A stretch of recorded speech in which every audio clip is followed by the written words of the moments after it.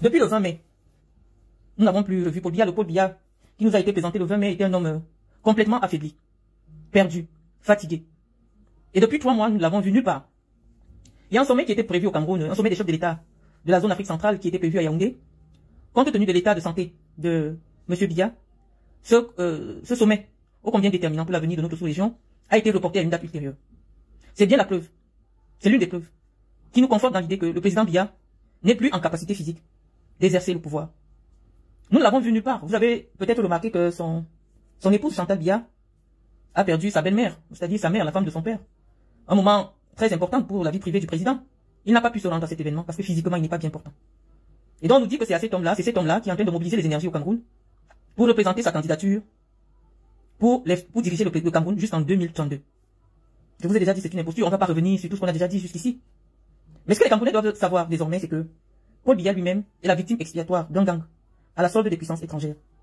Ce gang est convaincu que Paul Biya doit leur servir de paravent pour continuer leur entreprise de pillage de nos richesses, pour faire main basse sur le Cameroun. Parce qu'en réalité, ces personnes savent qu'elles ne peuvent pas se présenter devant l'opinion nationale et solliciter une candidature. Et donc oui, il faut perpétuer l'imposture.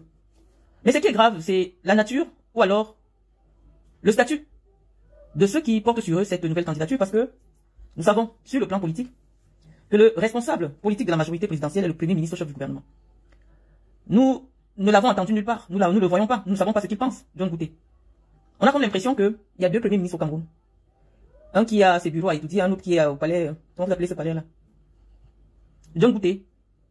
On ne sait pas ce qu'il pense, on ne sait pas où il est, mais en principe, sur le plan politique, il est le patron de la majorité présidentielle. Nous voyons visiblement qu'il est écarté. Par ailleurs, le parti, le RDPC, nous pensons que dès lors que Paul Biya a déclaré officiellement sa candidature, il revient aux responsables politiques, aux responsables du RDPC, de prendre le relais. Le ministre d'État, secrétaire général de la présidence de la République, j'ai beaucoup de respect pour sa personne, j'apprécie même son caractère, j'apprécie son dynamisme, mais je pense que il aurait été beaucoup plus intelligent de sa part de se retirer un peu, parce que l'impression qu'il donne à l'opinion, c'est qu'en réalité, c'est lui qui est candidat à cette élection. Nous ne retrouvons pas la marque de l'homme Biya, nous qui suivons, qui avons lu, qui connaissons la marque particulière du président de la République, son tact, son élégance politique. Nous ne la retrouvons pas dans tout ce folklore qui se fait au secrétariat général de la présidence de la République. Je dis toujours que quand Paul Biya était en possession de tous ses moyens, il aurait trouvé vraiment indécent de recevoir des personnalités politiques de son parti dans le palais de la République. Paul Biya a fait de la séparation des pouvoirs le pilier fondamental de son action politique. Il a fait du respect de nos institutions, le respect de nos institutions, son livre de chevet. Nous ne retrouvons pas, nous les biaïstes, nous ne retrouvons pas, je vais me répéter, la marque de l'homme du 6 novembre dans ce qui se fait au Cameroun actuellement. Je revenais sur cette... J'étais en train de vous dire, mes chers amis, qu'en aucun moment, Paul Biya n'allait cautionner le fait que le président de la République, dans l'exercice de ses fonctions de président de la République, soit considéré comme le président d'un parti.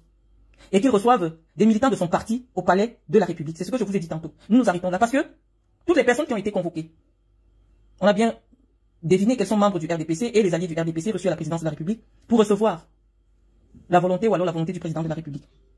C'est la raison pour laquelle nous avons pensé que ce n'est pas Paul Biya qui candidate à cette élection. Nous l'avons déjà dit, Paul Biya n'est pas candidat à cette élection. C'est le gang qui a pris en otage Paul Biya, qui a décidé d'utiliser son image jusqu'au bout avec la bénédiction des puissances étrangères. Le peuple camerounais doit savoir désormais que son destin est entre ses propres mains. On ne va pas passer le temps à commenter ce que fait le RDPC ou ce que fait visiblement le directeur de campagne autoproclamé du président de la République. Paul Biya, quand il était en possession de tous ses moyens, faisait preuve de beaucoup d'élégance politique. Même pour la désignation du responsable de la campagne, ça ne se faisait pas de manière ostentatoire. Vous avez vu tout ce bal nauséabond qui se fait, des jeunes qui se déplacent pour le palais de l'unité, rapporter un sac d'argent en espèces pour remettre leur participation aux frais du dossier du président. Ça ne ressemble pas à Paul Biya. Paul Biya n'allait jamais accepter une telle démarche parce que, vous savez, les comptes de campagne dans une république soucieuse du respect, en fait, dans une république où on se soucie de la lutte contre la corruption, les comptes de campagne de tous les candidats sont connus. Lorsqu'un candidat devient candidat, il ouvre un compte de campagne pour recevoir les contributions diverses et les méthodes de participation sont connues. Vous voyez des jeunes, bon, on va nous dire que c'est des jeunes, mais je vais vous expliquer tout à l'heure, je vais vous présenter celui qui conduisait cette délégation et peut-être les différents membres qui constituaient cette délégation-là. Le président de la République, Paul Biya, n'aurait jamais accepté une telle exhibition malsaine. je pense que toutes les personnes qui se sont rendues au secrétariat général de la présidence de la République aujourd'hui sont des membres du RDPC. Je vais vous présenter Monsieur Essomba. Oh là là, malheureusement, j'ai pas de caméra, qui conduisait la délégation des jeunes. À moins que je ne me trompe, nous avons été camarades à l'université de Soie, je ne me trompe pas, il a mon numéro, j'ai le sien. Il est un cadre il était cadre au premier ministère.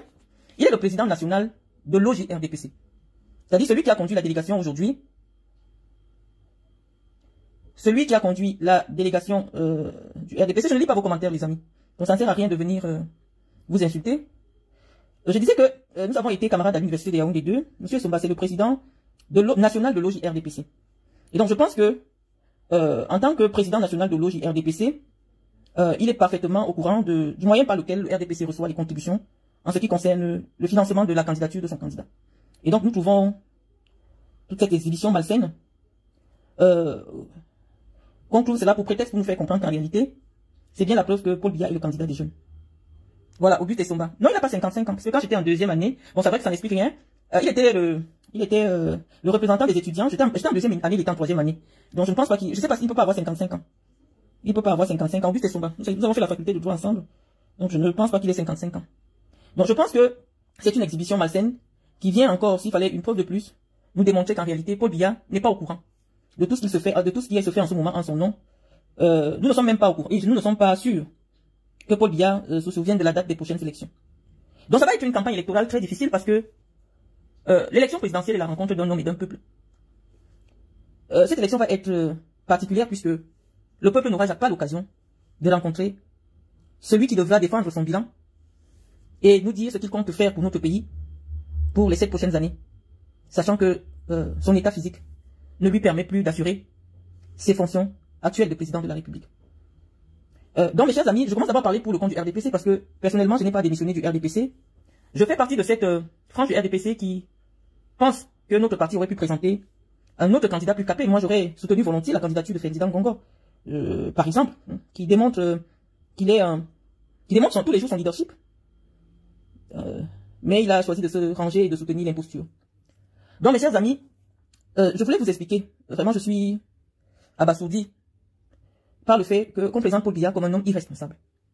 Parce que, en 2025, dire que Paul Biya est candidat à une élection présidentielle pour réclamer un mandat de 7 ans, c'est humilier Paul Biya aux yeux du monde. Vous avez vu tous les médias étrangers. Le Cameroun est devenu la honte. Chez BFM, allez lire comment les Français, tout le monde insulte le peuple camerounais. C'est une insulte à l'intelligence. C'est une insulte à l'humanité. C'est même la preuve sur un vieux. C'est-à-dire quelqu'un, vous lui dites qu'il va être président d'un pays, puisque tout est déjà mis en marche pour voler l'élection. C'est pour cela qu'on n'ira pas dans le débat. Non, tout est déjà... Lorsque le MRC se bat pour qu'on publie la liste, le RDPC, ou du moins l'administration ne va jamais publier cette liste. Pourquoi? Parce que c'est à partir de cette liste que toute la fraude va être organisée. Les amis, chaque année, il y a au moins 10 000 personnes qui décèdent. Et donc, lorsque l'administration refuse de publier les listes électorales, c'est parce qu'elle va faire voter des gens qui sont décédés. Tout est déjà organisé pour voler l'élection. C'est pour ça que je vous dis, ça ne sert à rien. Si Paul Biya est candidat, il n'y aura pas un autre résultat. Ça ne sert à rien de se dire, oh, mobilisons notre... Il n'y a rien à faire. Ils ont déjà organisé le hold-up électoral. Donc, il n'y a pas de stratégie, il n'y a pas de consigne de vote, il n'y a pas de plan, non. Et puis, ils se sont déjà arrangés pour que toutes les parties prenantes, ceux qui vont avoir des candidatures validées, déclarent au soir du 12 octobre que nous reconnaissons la victoire de telle personne. Parce que ces personnes vont recevoir de l'argent. Et les seuls à être abusés dans toute cette affaire, ce sont les Camerounais. Donc, les amis, je vous dis, votre destin est désormais entre vos mains. On a suffisamment parlé pendant 2 ans. On a cru qu'on pouvait compter sur le sens des responsabilités de ceux qui sont aux côtés du président de la République. Allez voter, c'est... Oui, mais moi, je suis en train de penser aujourd'hui, allez voter pour légitimer ce qui va se passer, oui. Puisque, qu'est-ce que les observateurs internationaux vont regarder? C'est le taux de participation. Allez voter. Si on dit qu'il y a eu 80% de taux de participation et qu'on déclare Paul Biya vainqueur, mais oui, vous légitimez l'imposture. C'est bien ce que je suis en train de vous dire, les amis. Tout est déjà organisé pour qu'au soir du 12 octobre, Paul Biya soit déclaré vainqueur. C'est pour cela, lorsque vous ne comprenez pas les combats du professeur Maurice Kamto, puisqu'il malheureusement, son équipe ne communique pas assez. Pourquoi il s'accroche sur la publication? Parce qu'il sait que c'est la liste électorale qui... Vous partez aux élections alors qu'il n'y a pas de liste électorale. Vous allez défendre les voix par rapport à quoi? Vous allez constater les irrégularités par rapport à quoi? Malheureusement, le MRC, ou du moins la véritable opposition au régime de Biya, parce que le MRC aujourd'hui, ou le professeur Maurice Kamto, représente la véritable opposition au régime. Et malheureusement, ils n'ont pas de relais pour qu'on vous explique, parce que nous ici, nous sommes dans un sens purement pédagogique, pour vous expliquer les enjeux. Si le professeur Maurice Kamto se bat pour la publication du fichier électoral, c'est parce qu'on sait que c'est à partir de là qu'on fraude l'élection. Et ces gars ne vont pas sortir cela. Donc comment vous voulez aller aux élections alors qu'il n'y a pas eu la publication de la liste de ceux qui doivent voter? On peut même pas commencer le débat des élections si on ne sait pas qui va voter. Donc, puisque moi je suis pas leur chargé de communication, on est simplement là pour avoir des échanges républicains. Moi je suis pas responsable de leur communication. Vous avez vu au même moment ils ont introduit un recours auprès, je sais pas de quelle juridiction, pour sommer l'administration de présenter le fichier électoral, mais on n'aura jamais ce fichier électoral parce que c'est la base de toute la fraude qui va être organisée. Et dans un tel système, aucun candidat ne peut battre Paul Biya.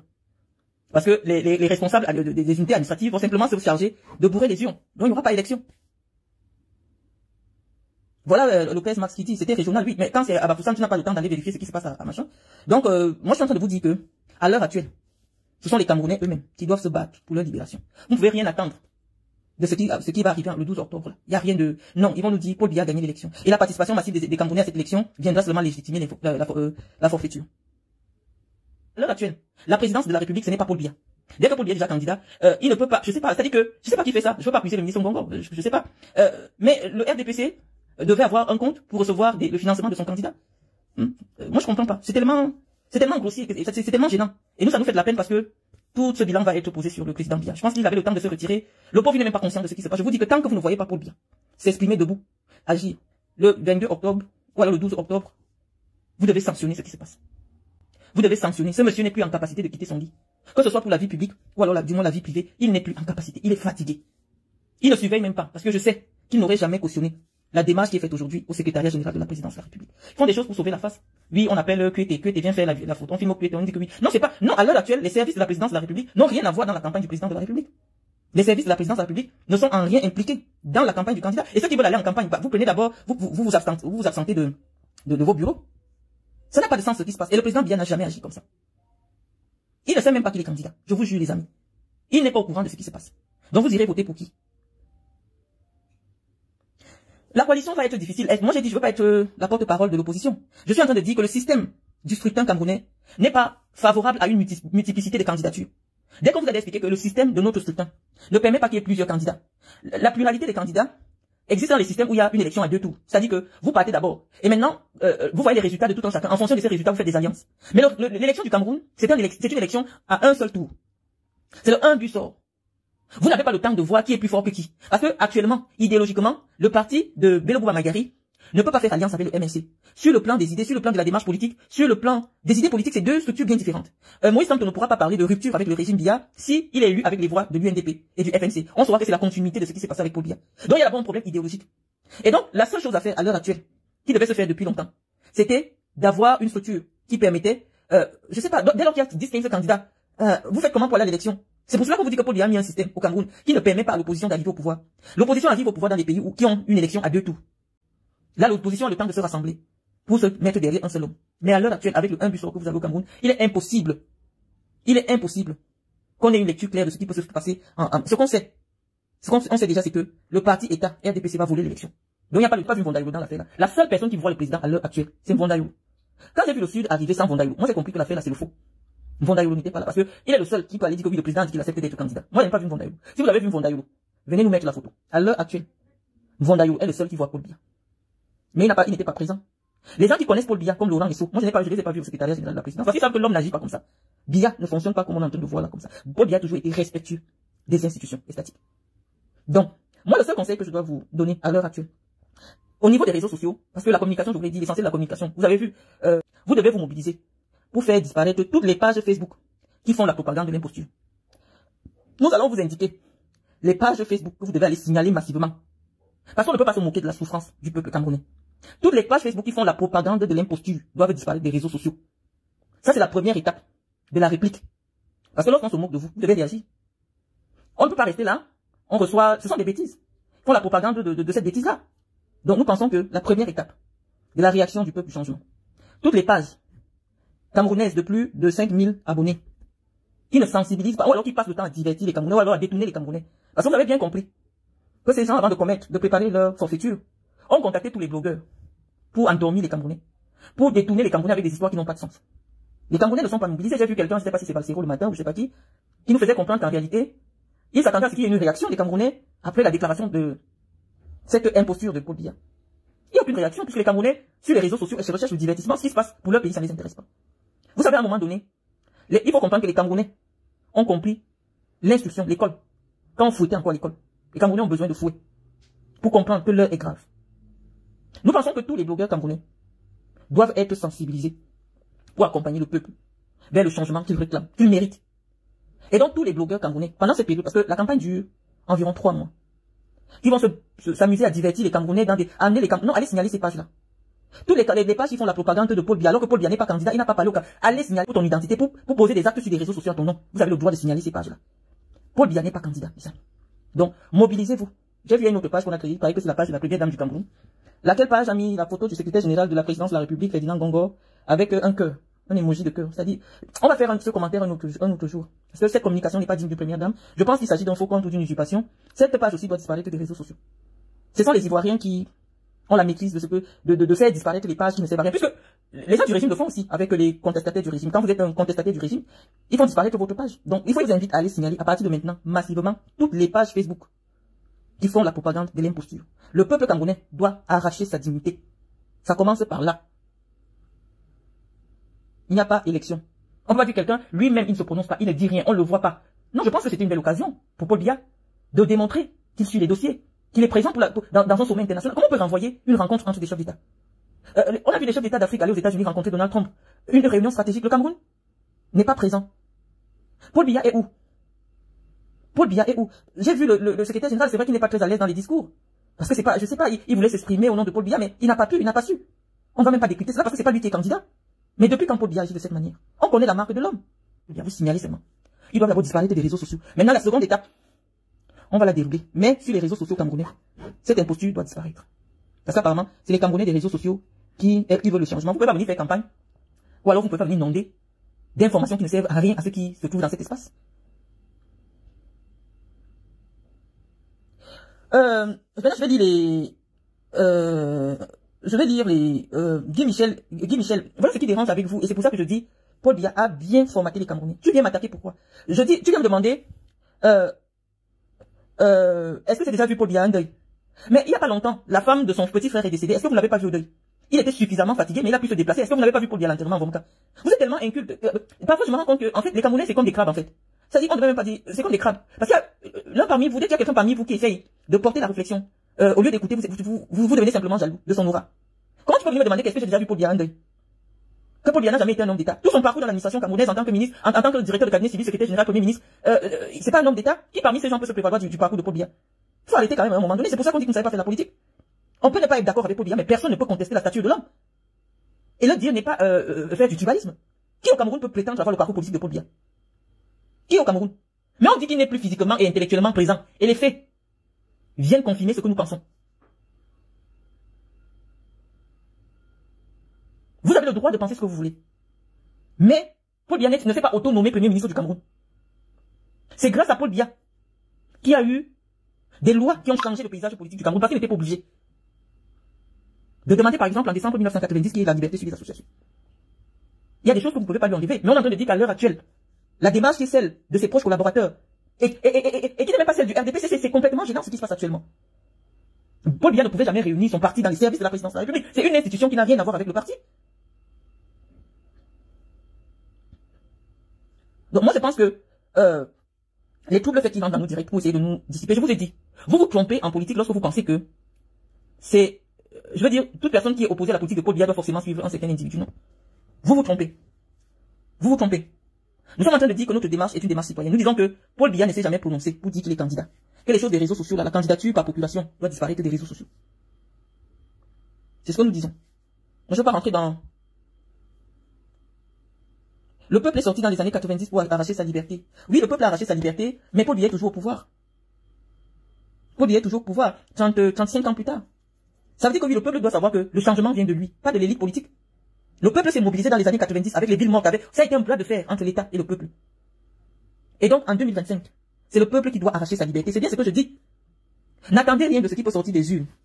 Il n'y a rien de bon qui sortira de là. Quand vous voyez quelqu'un qui est candidat, alors que lui-même n'est pas au courant qu'il est candidat, il n'y a rien de bon qui peut sortir de là. Le sommet de Yaoundé qui a été renvoyé.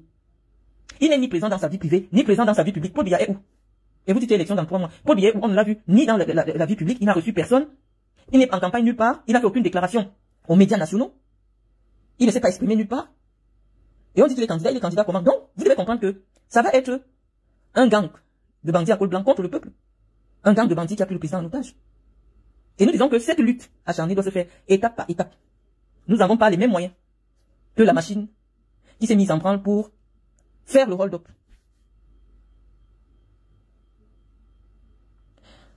j'aimerais bien répondre à vos questions. La main. Bonsoir Madame Mvoutou. Pourquoi vous voulez le changement et ne supportez pas celui qui a la capacité? Nous n'avons pas encore les candidatures, les amis. De la part de l'opposition camerounaise, nous n'avons pas des programmes politiques. Moi, je ne suis pas quelqu'un aveuglement. Je vous dis, toutes les personnes qui sont entrées dans mon bureau ont toujours trouvé les livres politiques du président Biya. Si moi j'ai décidé de suivre le président Biya, c'est parce que je connaissais son programme. Je connaissais son programme, je le lisais tous les jours. Je peux vous montrer les images de mon bureau, c'était mon livre de chevet. Moi, je peux pas suivre. Moi, je suis une idéologie, je ne suis pas un personnage. Parce que la personne peut mourir ou la personne peut en suivre une idéologie politique. Et je n'ai pas encore eu l'occasion de lire Bello Bouba Magari, de lire l'idéologie politique de Issa Chiroma Bakari, de lire l'idéologie politique du SDF. Je vous avoue, je ne la connais pas. Et donc, moi, je ne vais pas voter parce que telle personne est jeune, ou telle personne est, ou alors le PCRN de Capra Libi. Je n'ai pas encore eu le temps d'avoir accès à ce qu'il propose comme rupture idéologique. Donc, malheureusement, moi, je ne fais pas du fanatisme. Je suis obligé de suivre quelqu'un parce que je sais ce qu'il propose au peuple. J'adhère à ce qu'il propose au peuple. Donc, moi, je n'ai pas d'a priori. Et à l'heure actuelle, en l'état actuel des choses, quand on n'est pas encore candidat, Bello Bouba n'est pas encore candidat, leurs candidatures, du moins, ne sont pas encore validées par le Conseil constitutionnel. Donc, on ne peut pas encore avoir le débat sur le candidat. Mais je dis, ne dormez pas, ne vous couchez pas sur vos lauriers parce que ça va être une opération très difficile pour le peuple. Le peuple doit être vigilant. Honte. Ça porte atteinte à notre fierté. On ne peut pas prendre un vieillard. C'est comme si au Cameroun, on maltraite la vieille, on maltraite les vieux. Quand vous faites vos choses, ça reste là-bas, Yaoundé, ça ne nous dérange pas. Mais si vous mettez sur les réseaux sociaux, c'est pour que le monde entier se moque de nous. Les réseaux sociaux, c'est le monde entier. Donc, ils fassent leur histoire à Yaoundé. Toutes les pages Facebook. Qu'elles appartiennent aux individus, aux associations. Oui, je vous ai déjà dit, vous m'épuisez souvent avec vos réflexions. On dit que la guerre commence sur Facebook. On dit que toute personne qui ne fait pas la promotion du changement, soit ferme d'abord son compte Facebook jusqu'en octobre. Mais toute personne qui diffuse des choses dans le sens de distraire les Camerounais, signalez les pages, non. Tu peux pas avoir 200 000 abonnés. Et tu passes le temps à distraire le peuple, sachant que vous avez bien vu que toutes ces personnes-là ont reçu des enveloppes du régime. Vous avez vu tous les blogueurs être reçus d'une manière ou d'une autre. Comme ça, on va savoir si vous êtes capable de déterrer un régime qui a duré 43 ans. Enlever un régime qui a fait 43 ans au pouvoir, ce n'est pas le jeu. Commencez d'abord sur Facebook, pour que moi-même je confirme votre puissance. Ce n'est pas seulement dit qu'on va aller chasser pour dire. Commencez d'abord à signaler toutes les pages qui ont été payées pour distraire les Camerounais. Soit arrêtent de diffuser, si elles ne veulent pas se mêler, soit elles arrêtent de diffuser, ou du moins, vous les faites disparaître. Quand on part dans un combat, il y a la stratégie. Moi, je suis spécialiste de la communication. J'ai travaillé pour un média. Je vous dis, si vous empêchez à ces gens de faire la propagande sur l'élection, vous allez fragiliser l'élection. Vous allez fragiliser cette élection au moins à 50%. Il y a 2025 ans, il n'y a pas de débat. On ne débat pas. On vient, on branche la caméra. Dès qu'ils agissent, on réagit seulement. Dès qu'ils agissent, on réagit seulement. C'est la seule chose à faire. Il n'y a plus de débat. Vous voyez quelqu'un venir avec 40 millions. Dire que ce sont les jeunes qui ont cotisé pour que Paul Biya aille financer. Non. Même quand quelqu'un te donne de l'argent, il y a un but. Il y a une traçabilité. Moi, je n'ai pas vu Ngongo remettre une décharge à ceux qui lui ont donné l'argent. Si vous avez cette image, venez nous dire. Lorsque tu reçois de l'argent, la personne qui te remet de l'argent, tu lui fais une décharge. Vous allez mettre ça dans un compte comment? Tu vas faire comment pour mettre dans un compte? Donc, mes chers amis, on n'avait pas beaucoup de choses à dire. Aujourd'hui, je vous ai dit, lorsque les paroles s'envolent. Et maintenant, il faut être pragmatique. Nous avons dit que première étape, c'est le signalement massif de toutes les pages Facebook. Ils veulent nous signaler aussi. Mais vous devez signaler massivement toutes ces pages Facebook. Voilà Inès Koueti qui dit, je sais comment ils ont fait en 2018 quand le NU avait demandé au RDPC de justifier les fonds de leur campagne. Donc, mes chers amis, l'un n'est plus à la rigolade. Organisez-vous. Si vous aimez vos enfants, vous aimez vos parents, vous aimez votre pays, organisez la riposte. Si vous mettez suffisamment de pression, mais là, ils vont commencer à ressentir la pression dès maintenant. Moi, j'écoute les communicants, ceux qui ont pris la responsabilité de communiquer pour l'opposition sur les réseaux sociaux. Ils sont plus préoccupés par le blogging que par l'action concrète, l'action politique concrète. À partir de maintenant, on a dit, vous devez surveiller. Est-ce que tous les partis sont logés à la même enseigne en matière de communication, en matière, si c'est pas le cas, vous devez surveiller ce qui se passe dans les médias publics. Paul Biya est candidat. Mais la personne qui occupe l'espace médiatique, c'est un ministre. C'est pas normal. Même si moi j'ai géré la campagne de Paul Biya sur le plan de la communication, en ce moment-ci, c'est le candidat qu'on doit voir. On doit voir le candidat. Mais dès qu'on va par exemple à la CRTV et partout, qui occupe l'opinion? Peut-être que, je sais pas, peut-être Ngongo se prépare pour prendre le pouvoir. Mais je dis en ce moment, ça ne lui fait pas de bien. Je pense qu'il est temps pour lui, sur le plan, parce qu'il va capitaliser. Il va rassembler les flèches et ça va le fragiliser s'il veut continuer sa carrière politique. Moi, je pense que dès lors que la candidature du président est déclarée, qu'il laisse qu'on ait des images sur l'homme. On peut prendre les vieilles images de Paul Biya, les descentes, qu'il disparaisse un peu de l'espace médiatique. C'est quoi avec Ngongo? Ngongo va se griller pour rien. Or, c'est un homme de qualité qui peut-être dans la suite, il est jeune, il peut continuer sa vie politique plus tard. Mais à l'heure actuelle, ce qu'il fait déteint plus sur son image parce qu'il se présente comme quelqu'un qui est en train de faire un hold-up sur le LDPC. Et on va même l'accuser plus tard, c'est de vouloir faire le hold-up sur l'État. Ça n'a pas de sens. Il ne peut pas être omniprésent. C'est déjà gênant son histoire de très haute instruction de machin et tout. Je pense à ce moment, c'est la campagne, même si eux, ils sont derrière pour manipuler. Il faut qu'ils prennent du recul sur le plan médiatique. Ngongo doit se mettre en retrait. Parce que toutes les flèches vont venir sur lui. À l'heure actuelle, les candidats, les Camerounais sont convaincus que c'est Ngongo qui est en train de manipuler parce que c'est lui qui gère le pouvoir. Et je pense que c'est contre-productif parce que ça va plutôt cristalliser la haine qui peut aboutir à un soulèvement populaire au soir du 12 octobre. Parce que même en termes d'image, Ngongo est en train de grignoter l'image, la statue présidentielle de Paul Biya. C'est lui qui se présente en homme qui fait l'unanimité. Je ne sais pas quel est son plan. Mais à l'heure actuelle, Ngongo fait de l'ombre à l'image du président. Même si ce sont des vieilles images, dès lors que Paul Biya a déclaré sa candidature, on devait passer des images du président, on devait... Mais attends, qu'est-ce qu'on fait sur les médias? Depuis une semaine, on dit que ça va continuer à recevoir les gens. Il construit sa carrière, il construit sa carrure d'homme présidentiable.